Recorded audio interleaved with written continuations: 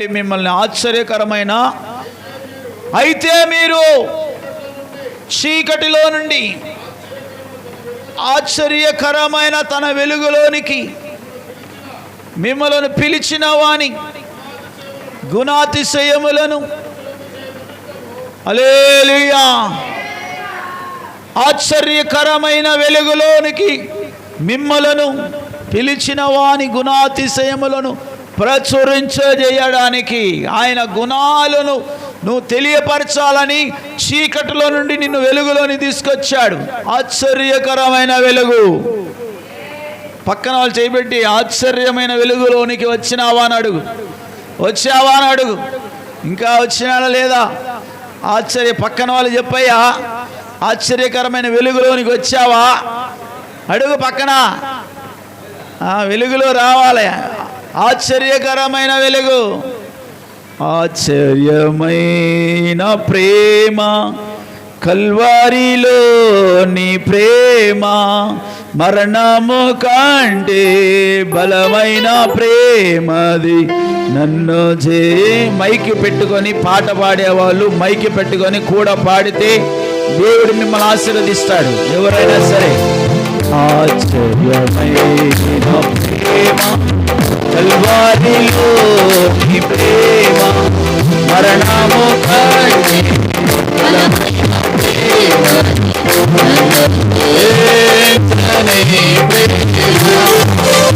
మరణము కంటే బలమైన ప్రేమ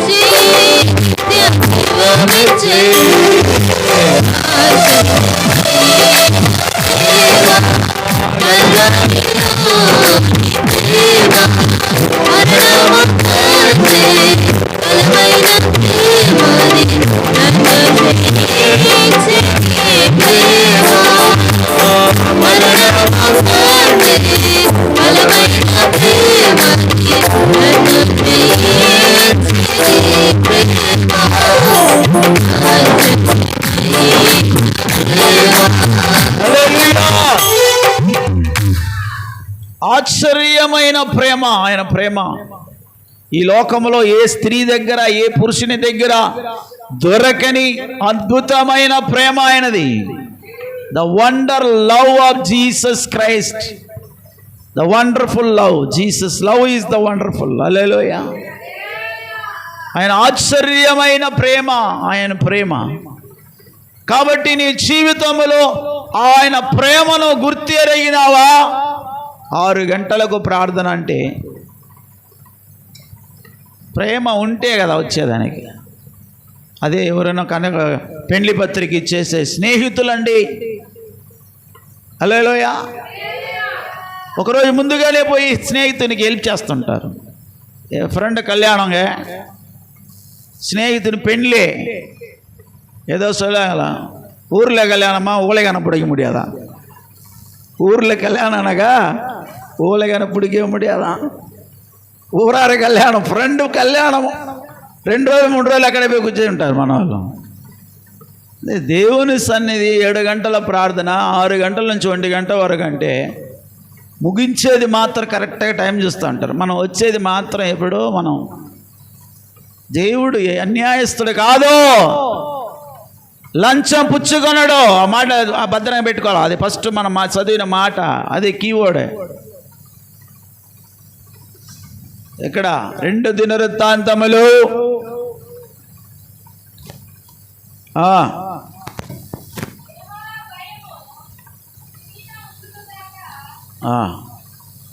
ఏం సార్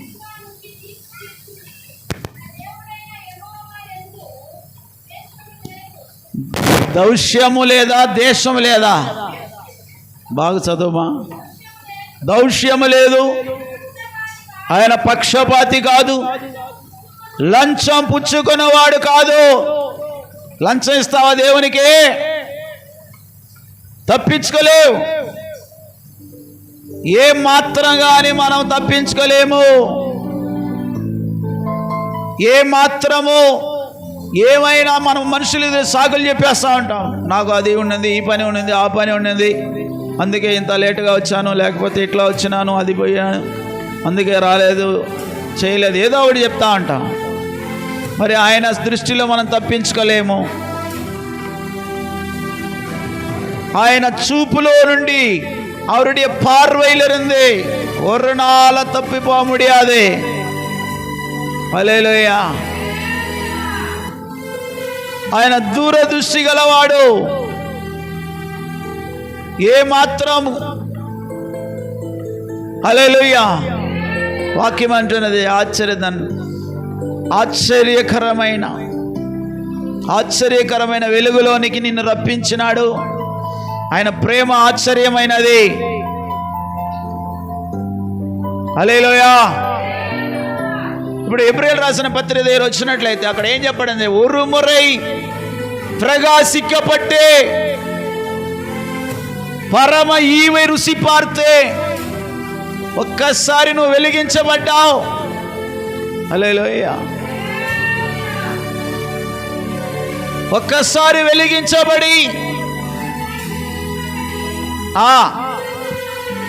పరలోక సంబంధమైన వరములు రుచి చూచి, హల్లెలూయా, ఒక్కసారి వెలిగించబడ్డావు. చాలా మంది ఒక్కసారి కొత్తగా లైట్ తీసుకొస్తారు. ఎంతమంది అక్కడ లైట్ తీసుకొచ్చి వేసిన తర్వాత ఇంట్లో వెలగలేదు? ఎవరైనా అనుభవం ఉన్నదా? లైట్ నేను అక్కడ తీసుకొచ్చాను, ఎబినేసర్ కరెక్ట్గా. ఇంకెవరైనా ఉన్నారా? షాప్లో మంచిగానే వెలిగి ఉంటుంది లైటు, ఇంట్లో తీసుకొచ్చి వేస్తే వెలగదు. హల్లెలూయా. ఇప్పుడు ఒకటి ఛార్జింగ్ లైట్ ఒకటి వచ్చింది, వాడు వేలు పెడితే వెలుగుతుంది. ఆ లైట్ తీసుకొని వేలు పెట్టామంటే ఆ వేలు వేడి పెడితే అది అట్లా వెలుగుతుంది. హల్లెలూయా. వెలిగించబడ్డావా? నీ జీవితంలో ప్రతి ఒక్కరు వెలిగించబడిన వాళ్ళే. హల్లెలూయా. ప్రభు అయిన ఆండవరా యేసుక్రీస్తువే ఏற்றுకొండ పుదుసులు அப்படியே ప్రకాశిస్తూ ఉంటారు వాళ్ళు దేవుళ్ళు. అంతగా పాటలు పాడుతూ ఉంటారు, ఆరాధన చేస్తుంటారు. 10 గంటలకు ఆరాధన అంటే 9:30కే వచ్చే కూర్చొని స్తోత్రం చెప్తా ఉంటారు. హల్లెలూయా. అయితే రాను రాను రాను రాజుగారి గుర్రం గాడిదైపోయిందంట. హల్లెలూయా. ఆ రీతిగా ఇక్కడ వాక్యం అంటున్నది, ఒక్కసారి నువ్వు వెలిగించబడ్డావు. ఆయన వెలుగుమయమై ఉన్నాడు. ఆయనను వెంబడించే వాళ్ళు వెలుగుగా మారుతారు, చీకటిగా ఉండరు. నువ్వు దేవుని వెంబడించే వాళ్ళు నిజంగా ఎంతమంది ఇక్కడ నేను యేసు ప్రభుని మాత్రం వెంబడిస్తానే వాళ్ళు మాత్రం కై చేతుల తల్లిలు చెప్తామా? ఒక్కసారి చెప్తున్నాను, యేసువై మట్టం நான் பின்பற்றுகிறேன் சொல்றவங்க మట్టం, యేసుని మాత్రం వెంబడిస్తానే వాళ్ళు మాత్రం చేతుల తల్లిలు చెప్పండి. హల్లెలూయా. అంటే చాలా మంది వెంబడించట్లేదన్నమాట. అంటే చెప్పిన వాళ్ళు ఎంత మాత్రం వెంబడిస్తున్నారది దేవుడికి తెలియాలి. చెప్పిన వాళ్ళు ఎంతవరకు ఆయన వెంబడిస్తున్నారది ఆయనకి తెలుసు, నీకు తెలుసు. హల్లెలూయా. ఆ చెట్లు ఫలమును చూసి ఆ చెట్టు ఏందో తెలుసుకుంటారంట. ఫలము కనబడుతుంది. నువ్వు యేసుప్రభు నిజంగా వెంబడిస్తున్నావు లేదనేది తెలిసిపోతుంది. ఆయనకి ఎంత స్థానం ఇస్తావు, లోకానికి ఎంత స్థానం ఇస్తావు, ఆఫీసులకి ఎంత భయపడుతున్నావు, డ్యూటీకి ఎంత భయపడుతున్నావు, దేవునికి ఎంత భయపడుతున్నావు అనేది నీ అంతరంగ ఆత్మకు, నీ అంతరంగాన్ని చూస్తున్న ఆయనకి తెలుసు. దానిని బట్టి మన అభివృద్ధి, మనకు రాబోతున్న ఘనతలు, మన లైఫ్ సెటిల్మెంట్ అన్నీ అట్లా ఉంటుంది. நம்முடைய வாழ்க்கையை செட்டில்மெண்ட் பண்றது ஆண்டவர். நம்முடைய கையின் கிரியைகள், మన జీవిత విధానాన్ని చూసి నీ సెటిల్మెంట్ జరగతాది దేవుడే. ఏ మనుషులకు లంచం పుచ్చుకొని నువ్వు పైకి రావాలనుకోవాక. లంచం ఇచ్చినా కానీ ప్రమోషన్ దొరకట్లేదు. హల్లెలూయా, హల్లెలూయా. ఆయన లంచం పుచ్చుకొనడు. మరొకసారి మాట చదవండి. సెల్ ఫోన్ స్విచ్ ఆఫ్ చేసి కూర్చో బాబు. తీసిన వాళ్ళు అన్నీ చదవబాక, నేను చెప్పింది మాత్రం చదవండి. యెహోవా యందు దౌష్యము లేదు, ఆయన పక్షపాతి కాదు, లంచం పుచ్చుకున్నవాడు కాదు. తమిళ వాసిమా 2 நாளாகமம் இதுமல படிச்சில்லையாமா? நீ படிக்கலையா?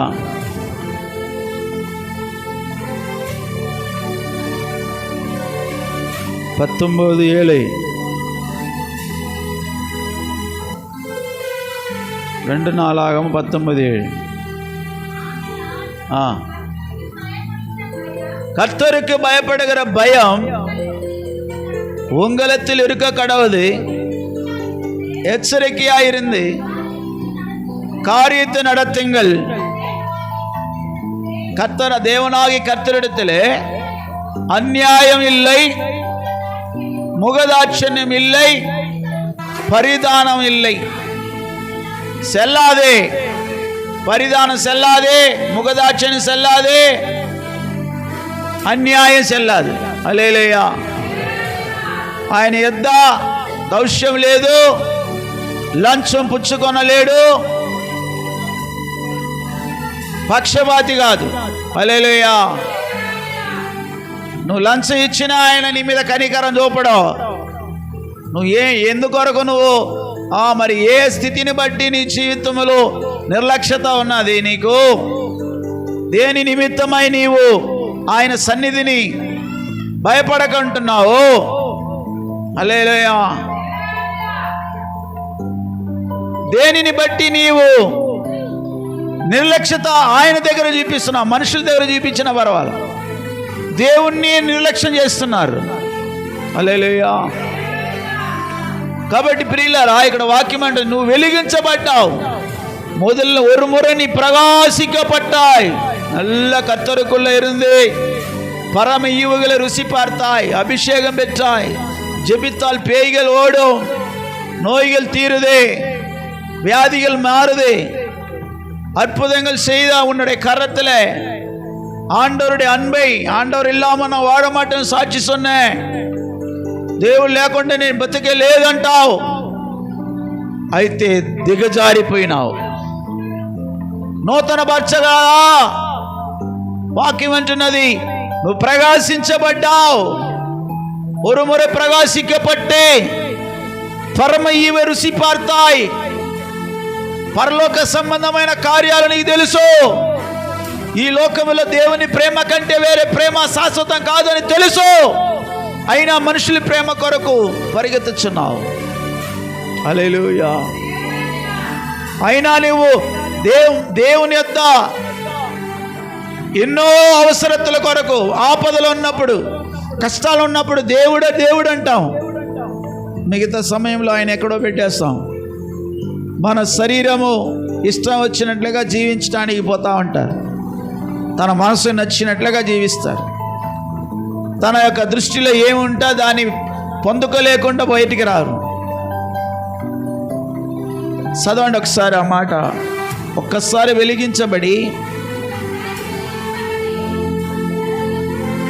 పరలోక సంబంధమైన వరములు రుచి చూచి, హల్లెలూయా, పరలోక సంబంధమైన వరములు. పాట పాడేది ఒక వరం, వాక్యం చదవడం ఒక వరం. బాధలు కష్టాలు వచ్చినా చాలా మంది బాధలు కష్టాలు కన్నీళ్ళు దుఃఖాలు వచ్చినప్పుడే ప్రభు పాదాలు పట్టుకొని పరిగెత్తారు సంఘానికి. ఒకలాగా ఫ్యామిలీ పోతా ఉంది అనుకోండి, సమస్య లేకుండా శరీరం మంచి ఆరోగ్యం, దేవుని వెతికేదే వదిలేస్తారు.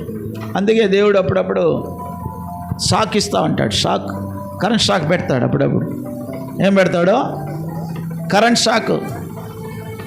జుర్రనే అప్పుడు పరిగెత్తానబ్బా, అయ్యో అయ్యో, అప్పుడు ఏడుపు వస్తుంది, నీళ్ళు వస్తుంది కన్నులో, కన్నులందు కన్నీరు అప్పుదాం వరం, అప్పుదాం అయ్యా స్తోత్రయ్యా హల్లెలూయా, అప్పుడే హల్లెలూయా వస్తుంది, స్తోత్రం వస్తుంది. దేవుని సన్నిధి కరెక్ట్గా దేవుని వెంబడించే వాళ్ళు కావాలి. ఈ రోజుల్లో దేవుడు వెతుకుచున్నాడు. పరలోక సంబంధమైన వరములను అనుభవించావు, రుచి చూచావు, ఆ తర్వాత పరలోక సంబంధ వరములను వెలిగించబడ్డావు. బాగా ఆత్మీయంగా చీకటే లేదు. పాపులను చూస్తే మంట, దేవునికి విరుద్ధంగా పాపం చేస్తున్నాడు వీడు, లాస్ట్లో ఆయనే ఆ బొక్కలో పడిపోతాడు. ఇంకొకరిని విమర్శిస్తూ మాట్లాడుతూ నేనే పరిశుద్ధుడు, నాకంటే పరిశుద్ధులు లేరు ఈ సంఘంలో, అన్నీ మంచిగా జీవించావు, బాగానే ఉంది. వైరాగ్యం, దేవుడంటే అంత గొప్ప మర్యాద, దేవునికి మొదటి స్థానం ఇవ్వాలని. ఆ తర్వాత రాను రాను రాను అన్నిట్లో దేవునికి లాస్ట్గా, దేవునికి స్థానం లేదు. జీవితంలో ఆ దైవికమైన సమాధానం కనబడట్లేదు. దేవునుடைய சமாதானம் அந்த ஒரு பரிசுத்த ஆவின் சந்தோஷம் இல்லை. ஏதோ ஒரு சந்தோஷத்துக்காக உலகத்தை நோக்கி ஓடிக்கொண்டிருக்கிறாங்க. లోకాన్ని వెతికి ఏదో ఒక సంతోషం కొరకు. నేను ఇందాక చెప్పాను, ఒక స్నేహితుడు పెండ్లి అంటే ఒకరోజు ముందుగానే వెళ్ళి మనం దాంట్లో ఏంటంటే అంత ప్రాణం స్నేహితుడు అంటే. అంటే నీకోసం ప్రాణం పెట్టేవాడికి ఏమయ్యపోవాలి? నీకోసం ప్రాణం పెట్టి రక్తం కాచి ప్రాణత్యాగం చేశాడే. ఎలాంటి ఆపద రాకూడదు, వ్యాధి వస్తే బాగు అయిపోవాలి, ప్రభు ఆ వెంటనే బాగు చేయి. పూటపూటికి మంచిగా ఆహారం కావాలి, దేవా సాయం చేయి. అవన్నీ అయితే ఆయన మాకు దూరంగా పెట్టేస్తాడు. ఎవరికో నీ హృదయంలో స్థానం ఇచ్చి దేవుని మహిమపరచవలసిన. అందుకే వాక్యం అంటున్న రోమాపత్రికలో, దేవుడని ఎరిగి ఆయనను మహిమపరచలేదు, కృతజ్ఞతాస్తుతులు చెల్లించకుండా వ్యర్థులైరి. 1 అధ్యాయం 23వ వాక్యం అనుకుంటాను. రోమా, దేవుడని ఎరిగియు, అది మాట లేదా? ఎన్నో వాక్యం? 21.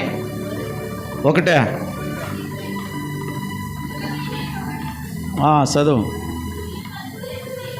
మరి వారు దేవుని ఎరిగియు దేవునిగా ఆయన మహిమపరచలేదు, ఆయనకి కృతజ్ఞతాస్తుతులు చెల్లించుటలేదు, తమ వాదములు యందు వ్యర్థులైరి. వాదములు, వాదాపు వాదనాలు వ్యర్థులైపోతాయి, శూన్యం. వాదములు, ప్రశ్నలు, ఎన్నో రకాలైన మాటలు, విస్తారమైన మాటలు వ్యర్థమైపోతాయి. జీవితం పనికి రాకుండా, வாழ்க்கையில பிரயோஜனம் இல்லாத ஒரு ஜீவியை மாறிடும். ஒன்றுமே. ஒருவேளை மனுஷருக்கு முன்பாக இவங்க பணம் இருக்கலாம், நல்ல துணி போடலாம், நல்ல வீடு பங்களா காரெல்லாம் இருக்கலாம், ஆனால் உனக்குள்ள அந்த தேவ சமாதானம், ஆனால் உனக்குள்ள அந்த தெய்வீக சந்தோஷம் నో, ఎప్పుడు పోச்சு. నీలో ఆ దైవిక సమాధానం, నీ అంతరంగ హృదయంలో విశ్రాంతి, నెమ్మది, దేవుడిచ్చిన శాంతి. నిజంగా ఎంతమంది గుండెల మీద చేయబెట్టే చెప్పగలరు, నా దేవుని సమాధానాన్ని నేను కాపాడుకుంటూ నా దేవునితో జీవిస్తున్నాను. ఎలాంటి దౌష్యానికి, ఎలాంటి దుష్టత్వానికి, అపవిత్రమైన కార్యాలకు చోటు ఇవ్వకుండా నా దేవుణ్ణి మాత్రం వెంబడిస్తూ ఆయన ప్రేమిస్తూ జీవిస్తున్నాననే వాళ్ళు ఉన్నారా? ఇక్కడ రాకడ సమీపంగా ఉంది. அவர் வருகை சமயமா இருக்கிறார். அவரை மட்டும் நீ நேசிக்காம, ఆయనను మాత్రం నువ్వు ప్రేమించకుండగా ఏమేమో నువ్వు ప్రేమిస్తూ జీవించావనుకోండి ప్రియులారా, ఏదో ఒక టైంపాస్ కొరకు. మన దేవుడు సజీవుడు, ఆయన మాట్లాడేవాడు. నీకే అంత జ్ఞానము, నీకే అంత కుయుక్తి తంత్రాలు, ఎంతగా మనుషుడు మరి మనుషునికి ఉన్న జ్ఞానము హల్లెలూయా. ఎన్నెన్నో కనిపెడుతున్నాడు, కొత్త కొత్త పనికరాలు కనిపెడుతున్నాడు మానవుడు. నిన్ను సృష్టించిన దేవునిలో ఇంకా ఎంత జ్ఞానం ఉంటుంది?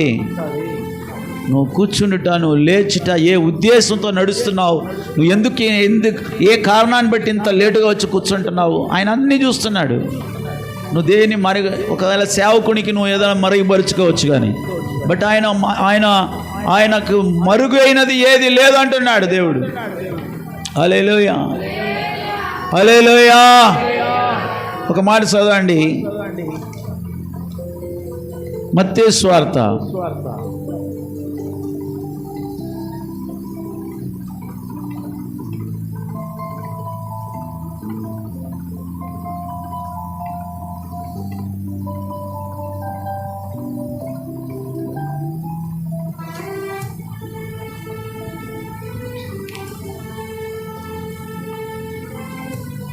'நீ ரகசியமாய் செய்தவைகளை அவர் வெளியில கொண்டு வந்து வெளிச்சத்தில் காட்டுவார்னு சொல்லி ஒரு வசனம்.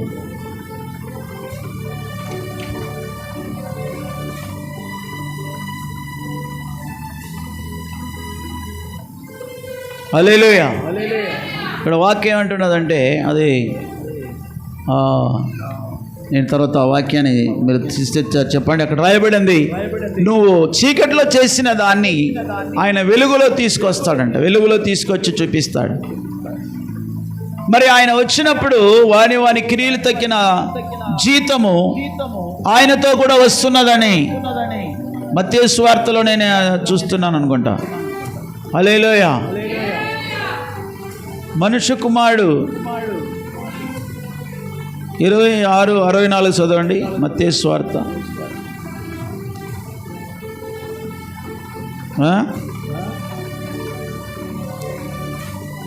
26 అధ్యాయంలో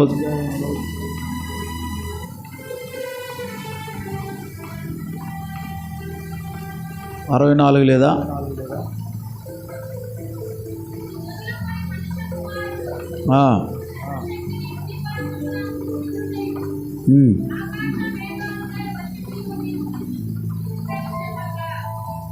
సరే, హెబ్రీయులు 5:9 చదవండి. హెబ్రీయులు 5:9.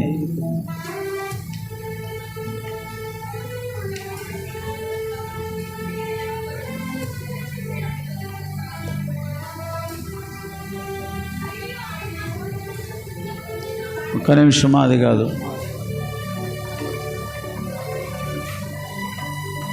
అది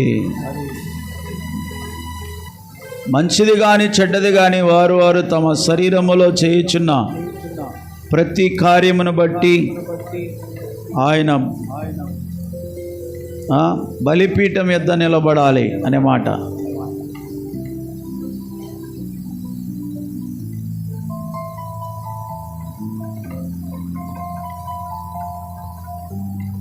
ఐదో అధ్యాయము 6.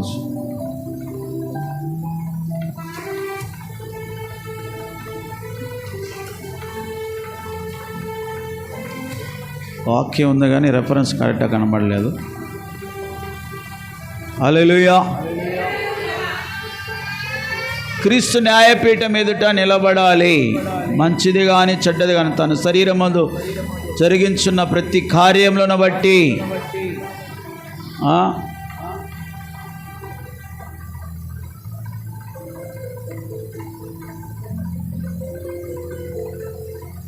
పదే వాక్యము 2 కొరింథీయులు 5:10 చదవండి. 2 కొరింథీయులు 5:10. ఎందుకనగా తాను జరిగించిన క్రియల చొప్పున అది మంచివైనను సరే చెడ్డవైనా సరే దేహములో జరిగించిన వాటి ఫలమును ప్రతివాడు పొందినట్లు మనమందరము క్రీస్తు న్యాయపీఠం ఎదుట ప్రత్యక్షం కావాలేను. హల్లెలూయా. నీ దేహములో నీ శరీరములో జరిగించే మంచిది కానీ చెడ్డది కానీ నువ్వు ఆటోలో, టాటా సుమాలో, కారులో, బస్సులో, మరి ఆఫీసులో, హాస్టల్లో, మరి కాలేజీలో, ఏ స్థలములో నువ్వు ఏమేమి జరిగిస్తున్నావు ప్రతి ఒక్కటి బుక్కు రాయబడతాది. పరలోకములో జ్ఞాపకార్థ గ్రంథాలు రాయబడతాది మీకోసం. హల్లెలూయా. ஒவ்வொருவருடைய ஞாபக புத்தகத்தில் ஒவ்வொன்றும் எழுதுவார் ஆண்டவர். அது நல்லதானாலும் கெட்டதானாலும் சரீரத்தில் அவனவன் செய்த நன்மைக்காவது தீமைக்காவது தக்க பலனை அடையும்படி நாம் எல்லாரும் கிறிஸ்துவின் நியாயாசனத்துக்கு முன்பாக வெளிப்பட வேண்டும். హల్లెలూయా. మంచిది గాని చెడ్డది గాని ప్రతి ఒక్కటికి ప్రభు యొక్క న్యాయపీఠం ఎదుట నిలబడవలసినది. ఈ మాటను, ఈ వాక్యాలన్నీ ఏదో చదివేసి వినేసి వదిలేసేది కాదు. ఆయా కాలంలో కరెక్ట్గా నెరవేరుస్తాడు దేవుడు.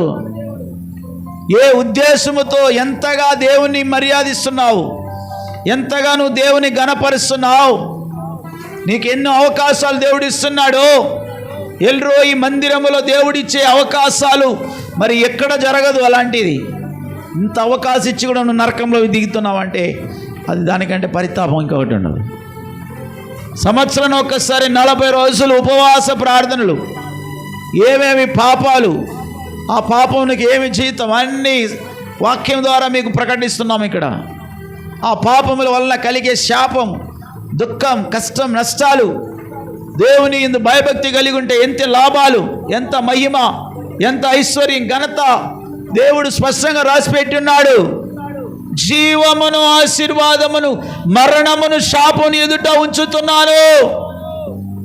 Your choice, your choice. నీకేం కావాలో నువ్వే ఎన్నుకోమంటున్నాడు. నీకే అవకాశం ఇస్తున్నాడు దేవుడు. అంత బలవంతంగా నిన్ను పట్టి నా దేవుని రాజ్యం కొరకు బలవంతంగా నిన్ను పట్టుకొని పోయేదాని ఉండడు. సాతానుగాడు కూడా నీ చెయ్యి పట్టి తీసుకుపోయి పాపంలో కూర్చోబెట్టాడు ఆయన. అంత అధికారం సాతానికి లేదు, దేవునికి లేదు. హల్లెలూయా. ఇందాక చదివాం, అదే గలతీయుల 5లో మనం చదివాం. స్వాతంత్రం నీకు ఇవ్వబడింది. నీవు ఎన్నుకోవడానికి నీకు స్వాతంత్రం ఇవ్వబడింది. దారిలో పోతుండగా, పని చేసే స్థలంలో, తల్లిదండ్రులు లేని సమయంలో, భార్య లేని సమయంలో, భర్త లేని సమయంలో ఎన్నో అవకాశాలు నిన్ను వెతికి వస్తూ ఉంటుంది. పాపం చేసే అవకాశాలు. ఈ వాక్యం నీలో లేకపోతే, ప్రార్థన లేకపోతే, ఉపవాస ప్రార్థనలో కూర్చోబోతే నీవు నమ్మకమైన భర్తగా నీవు భార్యకు నువ్వు బ్రతకలేవు. ప్రార్థన శక్తి నీలో లేకపోతే, దేవుని వెలుగు నీలో లేకపోతే, దైవ భయం లేకుంటే నీ భర్తకు నమ్మకమైన భార్యగా నువ్వు జీవించలేవు. న్యాయపీఠం ఎదుట వచ్చి నిలబడాలా. ప్రతి స్త్రీ పురుషుడు తప్పించుకోలేరు. ఈరోజు నువ్వు చేస్తున్న ప్రతి కర్మకార్యాలు, రహస్య పాపాలు, అది మంచిదే కానీ చెడ్డదే కానీ. కొరింథీయులు రాసిన పత్రికలో 1 కొరింథీయులు 11లో మనం అది చదువుతున్నాం. అక్కడ తన్ను తాను విమర్శించుకొని పరిశుద్ధపరచుకొని ఈ బలలో పాలు పొందాలి. 27 చదవండి.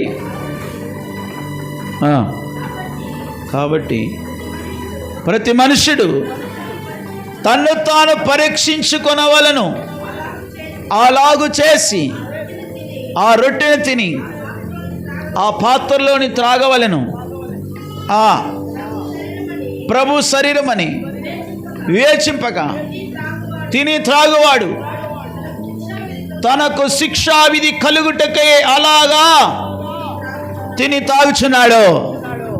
శిక్షావిధి కలగాల ఇది తాగినప్పుడు. ఆ రొట్టె తిని ఆ రసమును తాగినప్పుడు శిక్షావిధి కలగటానికి తాగుతారా? అలా శిక్షావిధి రాకూడదు, రక్షణ కలగాలనే దానికి శుద్ధీకరణ. హల్లెలూయా. శుద్ధీకరణ పొందాలి. నువ్వు డైరెక్ట్గా షాపులో వెళ్ళి నీకు ఇష్టమైన కొనుక్కొని తింటున్నావు. హల్లెలూయా. హోటల్లో కూర్చొని ఆర్డర్ పెడితే ఇడ్లీ 10 ఎత్తుకోరా, 4 దోశలు పెట్టుకోరా, 4 ఆమ్లెట్ తీసుకురా అని చెప్పిందంతా తెచ్చి పెడతారు. బాగా తింటున్నావు, ఓకే, హల్లెలూయా. బట్ ఇది అలా కాదు. ఇది నీ ఇష్టం వచ్చినట్లుగా తీసుకొని తినేదని కాదు. దేవుడంటే అలాగా నీ ఇష్టం వచ్చినట్టుగా జీవించేసి తర్వాత వచ్చి దేవా దేవా అంటే కాదు, కుదరదు. ఒక్కసారి నువ్వు నేర్చుకున్న తర్వాత, ఇప్పుడు చదవండి, ఒక్కసారి నువ్వు వెలిగించబడి పరలోక వరములను రుచి చూచి పరిశుద్ధాత్మను చదవాలి టక్కని బ్రదర్స్. హెబ్రీయులు రాసిన పత్రిక 6:4. ఎన్నిసార్లు? ఒక్కసారి వెలిగించబడి పరలోక సంబంధమైన వరములు రుచి చూచి పరిశుద్ధాత్మలో నింపబడి అభిషేకం పొంది అన్య భాషలు మాట్లాడి ఆయన వాక్యమును రాబో యుగ సంబంధమైన శక్తుల ప్రభావమును అనుభవించిన తర్వాత తప్పిపోయిన వారు తమ విషయములో ఏం చేస్తారంటే, అక్కడ ఆగండి, దేవుని కుమారుని మళ్ళా సిలువ వేసి బాహాటముగా ఆయనను అవమానపరుచుచున్నారు గనుక బారు మనసు పొందినట్లు అట్టి వారిని మరలా నూతన పరచుట అసాధ్యం. ఎన్నిసార్లు ఒప్పుకుంటావు పాపాన్ని?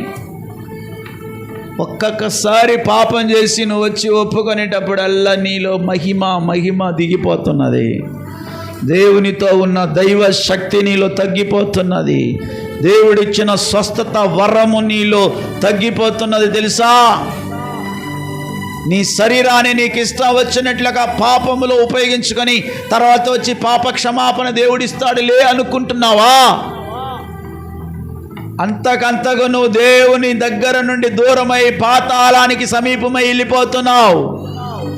ఈ లోకములో కాబోలు మీరు ఇష్టంగా మరి అందరికీ మంచిగా అనిపించుకోవచ్చు,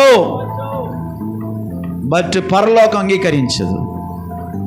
పరలోకము అంగీకరించదు. పరలోకం అంగీకరించబడే ఒక జీవితం నువ్వు చేయాలని దేవుడు ఇక్కడ మాట్లాడుతున్నాడు. అంత ఘోరమైన శిలువ శిక్ష ఆయన పొందుకోవడానికి కారణం ఏంటంటే, ఆయన శరీరంలో ఒక్క చుక్క రక్తము కూడా మిగిల్చుకోకుండా ఆయన రక్తమంతా నీ కొరకు నా కొరకు శిలువలో కాచినందుకు కారణం ఏంటంటే, నీ ఆత్మ శరీర ప్రాణములో దాగి ఉన్న ఏ యొక్క పాపం ఉండకూడదు, శుభ్రంగా నీ జీవితం పరిశుద్ధపడాలనే దాని కొరకే. హల్లెలూయా. నువ్వు సంపూర్ణంగా మారాలి. కొంచెం పాపం ఉన్నా కానీ సాతానుడి నిన్ను తూసుకొని వెళ్ళిపోతాడు. జాగ్రత్త, లేకపోతే కష్టం. కొంచెం పాపం అనుకుంటున్నావు, డాక్టర్ దగ్గర పోతే వాడు బ్లడ్ టెస్ట్ అంటాడు, ఏదో ఒక బ్యాక్టీరియా, కొత్త బ్యాక్టీరియా నీ శరీరంలో వచ్చిందంటాడు. హల్లెలూయా. ఇంతవరకు ఇది 1000 మందిలో ఒకరికి వస్తుంది అంటాడు. విన్నారా? 100లో ఒకరికి వస్తుందండి, 1000 మందిలో ఒకరికి వస్తుంది, 100 మందిలో ఒకరికి వస్తుందంట. అది ఏంది? అదే బైబిల్ దగ్గరికి వచ్చినావంటే దెయ్యము అన్నాడు దేవుడు, అది సాతానుడు. హల్లెలూయా.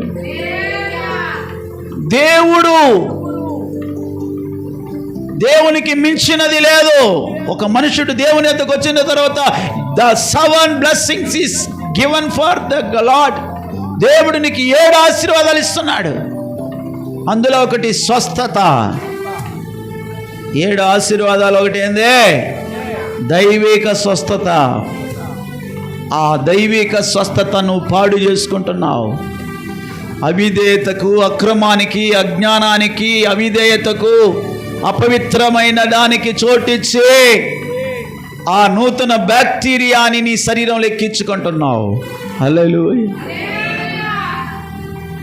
పరిశుద్ధ ఆత్మను, పరలోక వరములను పొంది, చదవండి ఇప్పుడు, పరలోక వరమును. వేడి నీళ్ళు కొంచెం ఉంటే బాగుంటుంది. వేడి నీళ్ళు కొంచెం ఒక్కసారి వెలిగింపబడి పరలోక సంబంధమైన వరమును రుచి చూచి పరిశుద్ధ ఆత్మలో పాలివారై. పరిశుద్ధాత్మతో పాలివారై ఎంతమంది ఉన్నారు? నిజంగా చెప్పాలి, ఎంతమంది పరిశుద్ధాత్మతో పాలివారై ఉన్నారు? వాళ్ళు మాత్రం చేతులెత్తి హల్లెలూయా చెప్పండి. చేతులెత్తి గట్టిగా హల్లెలూయా చెప్పండి. అంటే పాలివారంటే అందరూ చేతులు ఎత్తడం కాదు. నేను చెప్పేది ఏంటంటే పరిశుద్ధాత్మతో పాలి భాగస్థులు అంటే ఏంటి? వాక్యం అంటున్న రోమపత్రికలో, దేవుని ఆత్మ చేత ఎందరైతే నడిపించబడుదురు వారు దేవుని కుమారులై ఉందురు. ఇప్పుడు చేతులు ఎత్తిన వారందరూ చేతులు ఎత్తట్లే. ఒకసారి చూపించండి. చేతులు ఎత్తి, ఇప్పుడు ఎత్తిన వాళ్ళు మాత్రం చేతులు ఎత్తి కరెక్ట్గా చూపించండి, నేను పరిశుద్ధాత్మలో నడిపించబడుతున్నానని. చేతులు చాలా తగ్గింది, మళ్ళీ బాగా ఎత్తండి. చేతులు పైకి ఎత్తండి కరెక్ట్గా. దేవుని ఆత్మతో పాలివారే ఉన్నవాళ్ళు కరెక్ట్ టైంకి రావాలి. ఫస్ట్ పరిశుద్ధాత్మలో పాలివారే ఉండేవాళ్ళు 6 గంటలకి ఇక్కడ ఉండాలి. 6 గంటలు ఇక్కడ ఉండాలి. అది ఆత్మ నడిపింపు ఉంటే, ఆత్మలో నువ్వు నడిపించబడితే. ఎందుకంటే జీవము గల దేవుడు ఇక్కడ 6 గంటలకు వచ్చేసాడు. 6 గంటలకు ఇక్కడ దేవుడు వచ్చాడు. అప్పుడు దేవుడు ఇక్కడ ఉంటే, దేవుడు ఆత్మ నీలో అక్కడ ఉంటాడా? దేవుడు ఆత్మ ఇక్కడ ఉంటే, దేవుడు ఆత్మ కలిగిన నువ్వు అక్కడ వండుకుంటావు. దేవుడు ఆత్మ ఎక్కడుందో అక్కడ కదా ఉండాలా. హల్లెలూయా. నా ఆత్మ లేనివాడు నా వాడు కాదంటున్నాడు దేవుడు. ఒకవేళ మీకు నేను చెప్పేది కొంచెం బాధగా ఉండవచ్చునేమో, నరకంలో పోతే బాధ భయంకరంగా ఉంటుంది. శ్రమకు సాతానుడికి చోటిచ్చినప్పుడు వాడు తెచ్చిపెట్టే శ్రమ నీకు వేదనగా మారుతుంది. దేవుని వాక్యము నిన్ను పుటం వేసేటప్పుడు సంతోషంగా అప్పగించు. దేవుని వాక్యానికి నీ జీవితాన్ని అప్పగిస్తే అది నిన్ను సంపూర్ణంగా పరిశుద్ధపరిచి దేవుని ఎదుట ప్రభుతో కూడా పాలిభాగస్తులుగా మారుస్తుంది. మరి సాతాను అక్కడ చోటు లేదు. సాతానికి చోటు ఇచ్చినప్పుడు వాడు నిన్ను అగాధానికి తీసుకెళ్ళిపోతాడు బిడ్డ. అంధకారములో నిన్ను ముంచేస్తాడు. అల్పకాల పాప భోగమును చూపిస్తాడు. మోసపోకండి. మనుషుడు దేవుడు వెక్కిరించబడడు. గలతీయులు 6:8 రాయబడింది, ఏ మనుషుడు ఏమి విత్తుతున్నాడో దాన్ని కోసుకుంటాడంటున్నాడు. నువ్వు శరీర ఇచ్చలను బట్టి తన స్వార్థంగా నువ్వు ఏం విత్తుతున్నావో, ఏలయనగా శరీర ఇచ్చలను బట్టి విత్తువాడు తన శరీరములో నుండి క్షయమనే పంట కోయును. ఆత్మను బట్టి విత్తువాడు ఆత్మలో నుండి నిత్య జీవం ఆత్మలో నుండి నిత్య జీవం కలుగుతుంది. నీ శరీరములో నుండి క్షయమే కలుగుతుంది. தமிழ்ல மாம்சத்துக்கென்று விதைக்கிறவன் அழிவுதான் வரும். மாம்சத்தினால் அழிவை அறுப்பான். ஆவிக்கென்று விதைக்கிறவன் ஆவியினாலே நித்திய ஜீவனை அறுப்பான். ఆవిని కనిగలో అది చదవాలి. ఆత్మ ఫలములు ఆత్మలు బట్టి విత్తేవాడు. బాబు ఇప్పుడు విత్తనాలు చెప్తున్నాను. ఆత్మలో విత్తేదానికి 2 విత్తనాలు ఇప్పుడు మీకు పరిచయం చేస్తాం. మీకు తెలుసుంటుందిలే, మీకు విత్తనాలు బాగా తెలుసు మీకు. ఆత్మ సంబంధమైన విత్తనాలు, శరీర సంబంధమైన విత్తనాలు. గలతీ ఫస్ట్ శరీర సంబంధ విత్తనాలు ఎట్లా విత్తుతున్నారో చూపిస్తాను. 5:19 నుంచి చదవండి. 19వ వాక్యం నుండి. ఈ విత్తనాలు మీ దగ్గర ఉందా? విస్తారంగా పెట్టుకున్నారా? కొద్దిగా ఉండాలి చూసుకోండి. శరీర విత్తనాలు స్పష్టంగా ఉన్నది.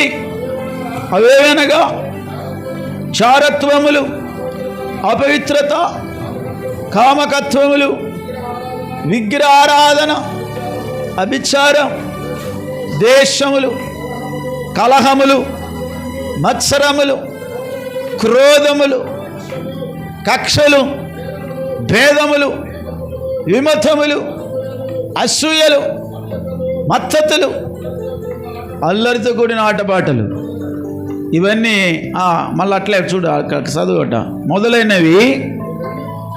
వీటిని గూర్చి నేను మునుపు చెప్పిన ప్రకారంగా ఇటు వాటిని చేయువారు దేవుని రాజ్యమును స్వతంత్రించుకొనరని స్పష్టంగా చెప్తాను. దీంట్లో ఒక్క విత్తనం నీలో ఉన్నా కానీ దేవుని రాజ్యాన్ని స్వతంత్రించుకోలేరు.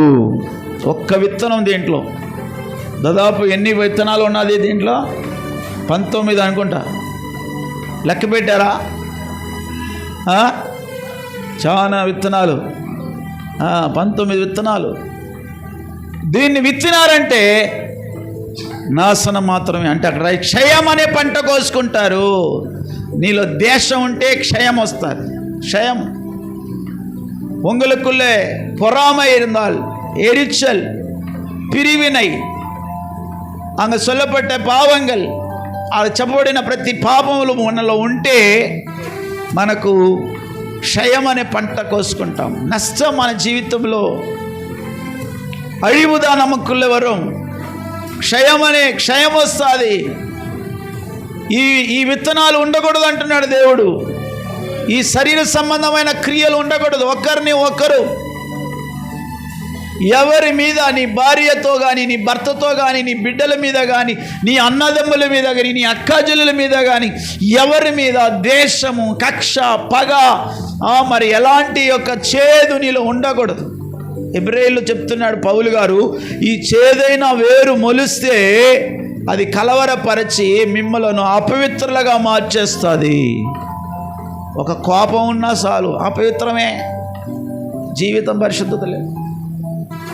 అపవిత్రపడిపోయిన జీవితంలో శుద్ధీకరణ కావాలంటే ఈ 40 రోజులు, అందుకే ప్రార్థనకు వచ్చే వాళ్ళు చెప్తున్నాను, మీరు ఉపవాసం ఉండేదాని ముందుగా మీలో ఎవరికైనా విరోధం, ఎవరి మీద చేదు, కక్ష, పగ ఉంటే వారితో వెళ్ళి సమాధానపడి క్షమాపణ అడిగి తర్వాత వచ్చి ఉపవాసం ఉండండి. ఆ ఉపవాసము నీకు మహిమను తీసుకొస్తుంది. ఈ ఉపవాసం నీ కుటుంబాన్ని సరిచేస్తుంది. ఈ ఉపవాస ప్రార్థన యథార్థంగా నువ్వు చేస్తే దేవుని యొక్క మహిమ రాజ్యం నీ ఇంటిలో దిగి వస్తుంది. మీరు ఒక్కొక్కరు నా ఆత్మీయ బిడ్డలు. అవునంటారా లేదంటారా? ఆమె చెప్పండి. నా ఆత్మీయ బిడ్డలైన మీరు పరలోకం పోవాలనేది నా వాంఛ. నాకు దేవుడు నేర్పించేది మీకు నేర్పిస్తున్నా. మీరు నేర్చుకొని ఆయన బిడ్డలుగా మారిపోవాలి. మనం రేపు పరలోకం పోవాలి. ఎవరు చెదిరిపోకూడదు, ఎవరు చెయ్యి విడబడకూడదు. చెయ్యి విడబడితే ఏం జరుగుతుంది? ఈ రాత్రి 12 గంటలకు రాకడ ఉండిందంటే 1 గంటకు సాతానుగాడు సింహాసనం వేస్తాడు. 12 గంటల 1 నిమిషానికే. హల్లెలూయా. 12 గంటల రాకడ వచ్చి దేవుని ప్రజలందరూ రాకడలో ఎత్తబడ్డారంటే మరో క్షణమే సాతానుడు అంత్యక్రీస్తు సింహాసనం వేస్తాడు. భూమి మీద సింహాసనం వచ్చి కూర్చుంటాడు వాడు. హల్లెలూయా. సంఘం, తండ్రి కుమార పరిశుద్ధాత్మ సంఘము, జ్యేష్ఠుల సంఘము, తన పరిశుద్ధ రక్తమును కాచి విమోచించిన సంఘం. హల్లెలూయా. అది భూమిలోంచి వెళ్ళిపోతే ఈ భూలోకం అంతా భయంకరంగా మారిపోతుంది. ఈరోజు యేసయ్య లోకంలో ఉన్నాడు కాబట్టి ఈ భూలోకం కొంచెం సమాధానంగా, నీవు నేను నెమ్మదిగా ఉంటున్నాం. యేసయ్య తన స్వరక్తం ఇచ్చి సంపాదించిన వాళ్ళని తీసుకెళ్ళిపోయాడంటే మరో క్షణమే సాతానుగాడు అప్పుడు ఏడుస్తారు. చాలామంది ఏడుస్తూ ఉంటారు. చాలామంది ఏడుస్తారు, అయ్యో రాకడొచ్చింది. కొంతమంది ఈ ఫ్లైట్లో, బస్సులో అంతా ప్రయాణం చేస్తుంటారు కదా. హల్లెలూయా. బస్సు తోలుకొని పోయే ఒకడు కాల్ చేసినాడు బస్సుని మొన్న. హల్లెలూయా. బస్సులో ఏం వస్తున్నది, ఏమి తగిలింది, ఏమేమి రాసుకుంటున్నది ఏం తెలియకుండా రాకడ సమయంలో బస్సు డ్రైవర్ రక్షింపబడిన వాడిగా ఉన్నాడంటే వాడు అమోతంగా ఆ బస్సును వదిలేసి పైకి వెళ్ళిపోతా ఉంటాడు. ఇక బస్సులో ఎంతమంది, 60 మంది 70 మంది, అంతా ఏ లోయలో ఎక్కడ పోయి పడిపోతుంది బస్సు. హల్లెలూయా. ఫ్లైట్లో పోయేవాళ్ళు, అందుకే ఫ్లైట్లో 2 డ్రైవర్లు ఉన్నారు, 2 క్యాప్టెన్స్ ఉన్నారు అక్కడ. హల్లెలూయా. 2 పైలట్లు ఉన్నారు. హల్లెలూయా. హల్లెలూయా. మరి ఒకడు ఎత్తబడితే దాంట్లో 2 క్రైస్తవులు ఉంటారు కదా, ఎవరో ఒకడు హిందూ ఉంటాడు, ఒకడు ముస్లిం ఉంటాడు. దాంట్లో ఒకడు ఎత్తబడితే ఒకడు ఫ్లైట్ని వాళ్ళు ఏమైనా తప్పించుకుంటారు, ఫ్లైట్లో పోయే వాళ్ళు తప్పించుకుంటారు. కానీ ఈ బస్సులో కారులో పోయే వాళ్ళు, రక్షింపబడిన వారు మాత్రం అక్కడ డ్రైవర్లుగా ఉంటే ఆ బస్సులో ఉండేవాళ్ళు అయ్యో శ్రమ, వారికి శ్రమ. హల్లెలూయా. ప్రియ సహోదరుడా, ఈ యొక్క మధ్యాహ్న ఉదయకాల సమయంలో మనం పరిశీలించాలి. దేవుని వాక్యాన్ని మనం శరీర ప్రకారంగా క్షయం వస్తుంది, శరీర ప్రకారం ఎత్తబాకండి. ఒకరిని ఒకరు ప్రేమ కలిగి ఆ దైవిక ప్రేమను, ఇప్పటి వరకు నేను ఆ యొక్క శరీర సంబంధం విత్తనాలు చెప్పాను. ఈ విత్తనాలు ఉంటే నీకు అపాయం. ఇప్పుడు ఆత్మ సంబంధమైన విత్తనాలు చదువుతాం. గలతీ 5:22 ఆత్మ సంబంధమైన విత్తనాలు. అయితే ఆత్మ ఫలము, ఆత్మ సంబంధమైన విత్తనాలు ఏదనగా ప్రేమ. అందరూ చెప్పండి, ప్రేమ, సంతోషము, సమాధానము, దీర్ఘశాంతము, దయాళత్వము, మంచితనము, విశ్వాసము, సాత్వికము, ఆశానిగ్రహం. హల్లెలూయా. 9 విత్తనాలు. ఎన్ని విత్తనాలు ఇది? ఈ 9 విత్తనాలు రోజు విత్తండి. హల్లెలూయా. 9 విత్తనాలు రోజు విత్తుతా ఉండండి. అప్పుడు నిత్య జీవం కోసుకుంటారు. ఏం కోసుకుంటారయ్యా? నిత్య జీవం పొందుకుంటావు బిడ్డ. ఈ శరీర విత్తనాలు విత్తవాక అది విత్తితే నాశనం అనే పంట. క్షయం అంటే నాశనం. இந்த மாம்சத்தினுடைய விதைகளை நீ விதைக்கும் போது அழிவு என்கிறதான ஒரு பலனை பெற்றுக்கொள்வாய். హల్లెలూయా. కాబట్టి ఇక్కడ కొరింథీయులు చెప్పబడింది, ఒక్కసారి అక్కడ రాయబడింది, మీరు ఆ యొక్క రొట్టెని, ఈ ద్రాక్ష రసమును తన్ను తాను పరీక్షించి నిదానించి, చదవండి ఆ మాట, తన్ను తాను విమర్శించుకొని ఎడల ప్రతి మనుష్యుడు తన్ను తాను పరీక్షించుకొనవలెను. అలాగ చేసి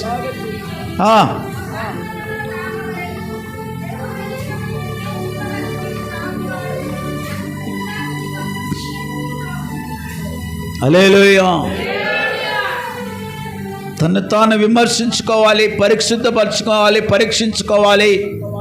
బల్లారాధన తీసుకొని ముందుగా ఒకరోజు ముందుగా, అట్లా రాకపోతే 6 గంటలకు రమ్మన్నాను. ఈ యొక్క శుద్ధీకరణ కూడికలకు రాలేదు కాబట్టి దేవుడు ఏం చెప్పాడంటే ఉదయం 6 గంటలకు పెట్టమన్నాడు. 6 గంటల నుంచి మరి ముందుగా వచ్చి అందరూ కూర్చొని వాక్యాలు విని శుద్ధి చేసుకోవాలి. 1000 స్తుతులు మేము చెల్లించాము, ప్రార్థనలు చేశాము. హల్లెలూయా. ఆయన యొక్క మహిమ, ఆయన మహిమలో నిన్ను నువ్వు పరీక్షించుకున్నావంటే నీలో ఎన్ని విధమైన డాగులు మచ్చ ఉన్నదని తెలుస్తుంది. శుద్ధి చేసుకున్నావు అనుకో ప్రియులరా, మరి దేవునితో కూడా ముఖాముఖిగా ఆయనతో జీవించవచ్చు. నీలో ఈ శరీర సంబంధమైన క్రియలు పెట్టుకొని మరి దేవుని మహిమను నువ్వు పొందలేవు. సంతోషంగా ఆ మహిమను, ఆ సంతోషం, ఆ సమాధానం, ఆ విశ్రాంతి, ఐశ్వర్యం, ఘనత, మహిమ ఇవన్నీ మనకు పొందలేము. హల్లెలూయా. హెబ్రీయులు 10:29 అంటున్నది. 10:29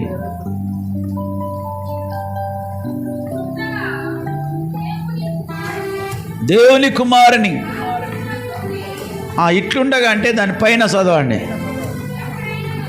ఎవడైనను మోషే ధర్మశాస్త్రము నిరాకరించినడలా ఒక్కరు ముగ్గురు సాక్షులు మాట మీద కనికరింపబడకుండా చంపేస్తారు. ఇట్లుండగా దేవుని కుమారుని పాదములతో తొక్కి తాము పరిశుద్ధపరచుటకు సాధనమైన నిన్ను పరిశుద్ధపరచుటకు సాధనమైన నిబంధన రక్తమును అపవిత్రమైనదిగా ఎంచి కృపకు మూలమగు పరిశుద్ధాత్మను తిరస్కరించినడలా ఎంత ఎక్కువైన దండనకు పాత్రుడు ఎంచబడునని తోచును. హల్లెలూయా. అంటే ఇక్కడ ఏం చెప్పబడిందంటే, పరలోక సంబంధమైన వరమును పొందుకొని వెలిగించబడి పరిశుద్ధ ఆత్మలో పాలిభాగస్తులయ్యి ఆ తర్వాత పాపము చేస్తున్నావు చూడు, అప్పుడే నీవు దేవుని కుమారుని కాళ్ళ కింద తొక్కుతున్నావంట. ఎవరిని తొక్కుతున్నావు? దేవుని కుమారుని. నీ పాదము కింద తొక్కేస్తున్నావు యేసు ప్రభుని. హల్లెలూయా. ఆయన నిన్ను పరిశుద్ధపరచుచున్న నిబంధనకు సూచనగా ఉన్న యేసు రక్తం, దాన్ని తిరస్కరిస్తున్నావు. కృపకు కారణమగు పరిశుద్ధాత్మను తిరస్కరిస్తున్నావు. హల్లెలూయా. పరిశుద్ధాత్మను తిరస్కరిస్తున్నావు. ఆయన రక్తాన్ని అపవిత్రంగా ఎంచుకుంటున్నావు. యేసు ప్రభుని పాదముల కింద తొక్కుచున్నావు. హల్లెలూయా. మరి ఏంటి, ఎంత విచారకరము ఆలోచించండి. దేవుని బిడ్డలు ఈ పరిశుద్ధ బలలో పాలు పొంది మరలా నువ్వు పాపం చేస్తే దేవుని కుమారుని కాలు కింద తొక్కుచున్నావు అంటున్నది బైబిల్. தேவ குமாரனை உன் காலின் கீழ் மிதிக்கிறாயா? வசனம் தெரியும், ஆனாலும் தெரிஞ்சு பாவம் செய்கிறாய். హల్లెలూయా. తెలిసి పాపం చేసినప్పుడు దేవుని యొక్క కుమారుని పాదముల కింద తొక్కుచున్నావని బైబిల్ అంటున్నది. హల్లెలూయా. మత్తయి సువార్త 4:3లో రాయబడినది, యేసుక్రీస్తు ప్రభుని శోధించటానికి అపవాది వచ్చినాడంట. అక్కడ చదవండి 4:3. ఆ శోధకుడు ఆయన వద్దకు వచ్చి, చూడండి హల్లెలూయా, ఆ శోధకుడు ఆయన వద్దకు వచ్చాడు, యేసే దగ్గరికి వచ్చాడు. శోధకుడు నీ వద్దకు కూడా వస్తాడు, శోధిస్తాడు. బాబు, నువ్వు దేవుని సన్నిధికి రాకుండా నిన్ను శోధిస్తాడు. సేవకులతో ఐక్యంగా ఉండకుండా వాడు నిన్ను శోధించి నువ్వు దూరంగా పెడతాడు. మందిరములో ఉన్న ప్రతి పరిశుద్ధమైన కార్యక్రమాలలో పాలు పొందకుండా నిన్ను వాడు శోధిస్తాడు. జాగ్రత్తగా ఉండాలి. దేవుడు వాక్యం ద్వారా వాడిని ఎదిరించాడు. దేవుడు వాక్యం ద్వారా, నువ్వు వాక్యం అందుకే వినాలి. దేవుని వాక్యం వినాలి. దేవుని వాక్యాన్ని నువ్వు తెలుసుకోవాలి. హల్లెలూయా. వాక్యం చెప్పినప్పుడు ఎందుకు లేచి పోతున్నారు అర్థం కాలేదు. హల్లెలూయా.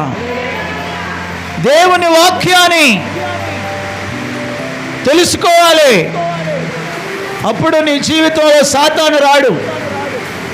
వాడు వచ్చినా నువ్వు వాక్యాన్ని నువ్వు చదివినప్పుడు వాడు పారిపోతాడు. నువ్వు బైబిల్ చదవకుండగా, వాక్యం నీలో లేకుండగా, ప్రార్థన లేకుండా ఉన్నావంటే వాడు నిన్ను శోధించి పాపములో పడదోస్తాడు. ఈ వాక్యమే నిన్ను పరిశుద్ధపరుస్తుంది. ఈ వాక్యం నిన్ను పరలోకం తీసుకుపోతుంది. దేవుని వాక్యాన్ని విననట్లుగా నీవు జీవితాన్ని సులభంగా చిక్కులు పెట్టే పాపం అన్నాడు. హెబ్రీయులకు రాసిన పత్రిక 12వ అధ్యాయంలో మొదటి